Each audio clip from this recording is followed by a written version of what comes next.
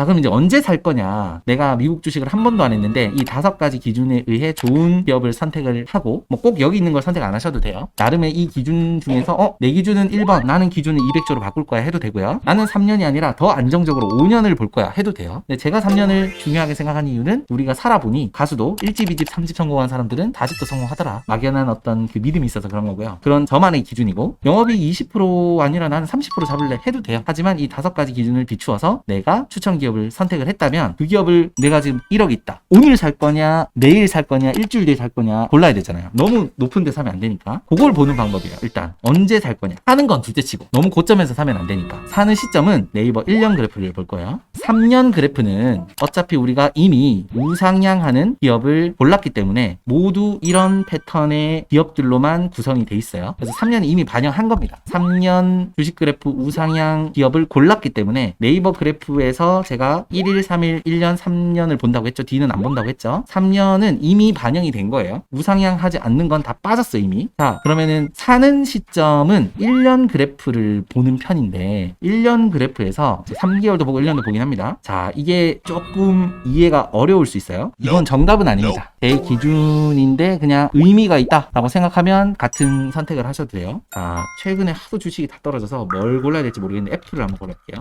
자, 하루 그래프를 보면 보시듯이 이렇게 수평을 그리고 있죠. 그러니까 시작이 얼마로 했고 얼마에서 끝났냐를 보기 위해서 이 선을 기준으로 위로 올라간 건 빨간색으로 표기하고 아래로 떨어진 거는 파란색으로 표기를 했죠. 눈에 보기 쉽게 올라간 건 빨간색, 밑으로 떨어진 건 파란색으로 표기했는데 3개월, 1년, 3년, 10년 그래프를 보면 빨간색 그런 개념이 없어요. 그죠? 그냥 산처럼 돼 있어요. 근데 요거를 이제 1일 그래프처럼 바꿀 수가 있어요. 하나를 제가 캡처해 볼게요. 애플의 1년 그래프입니다. 자, 1년 그래프가 있고 처음 시작과 끝을 제가 선으로 한번 이어볼게요. 선으로 이렇게 이을 건데 보시면 이 밑에 이 연녹색으로 색칠해 놓은 건 그냥 보기 편하라고 한 거지 실제 주식은 선이 없죠. 면적이 없어요. 면적 없죠. 원래 없고 그냥 점일 뿐이에요. 근데 보기 좋게 이렇게 돼 있으니까 헷갈리지 않게 제가 이걸 흰색으로 우선 바꿀게요.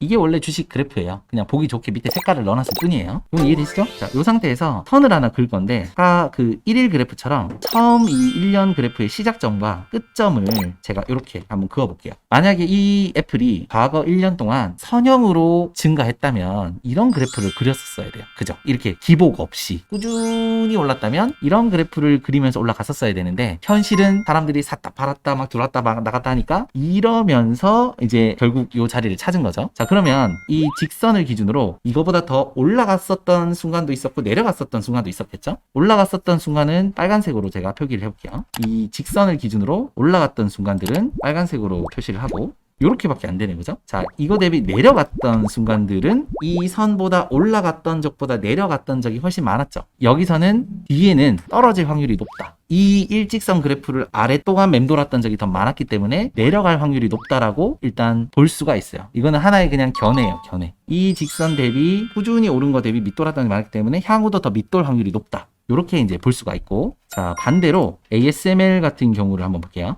1년을 봅니다. 1년 그래프에서 이것도 마찬가지로 아랫부분을 삭제를 할게요. 직선을 한번 그어볼게요. 자, 직선을 그어보면 눈으로 봐도 너무나 분명하게 지금 파란색이 거의 없죠. 만약에 끝점이 지금 여기 있으니까 지금 이런 그래프가 나왔는데 만약에 이거 지금 이거 보이시죠? 다 빨간색이죠? 근데 만약에 최근에 급격하게 떨어지기 전을 제가 가정해 볼게요. 이 시점 정도 이렇게 그래프가 지금 1년이 잡혀 있다면 떨어지기 전을 잡아 본다면 좀 비슷하기도 하고 파란색이 좀 많네요. 그러면은 이 선을 기준으로 밑으로 돌았던 적이 많으니까 떨어질 확률이 높다고 이제 볼 수가 있어요. 근데 실제로는 이제 떨어지긴 했는데 이번에 떨어진 거는 워낙 아까 말씀드린 것처럼 뭐 어떤 이 기업의 문제라기보다는 전체적으로 돈을 걷어들이겠다는 발표를 계속 하다 보니까 다 떨어져서 그런 결과가 나왔지만 어쨌든 이렇게 바라볼 수 있다 정도예요. 너무 빨간색으로 가득 차 있으면 저평가돼 있네 생각할 수가 있습니다. 예를 들어서 사실 ASML 같은 경우는 지금 굉장히 많이 떨어진 상태거든요.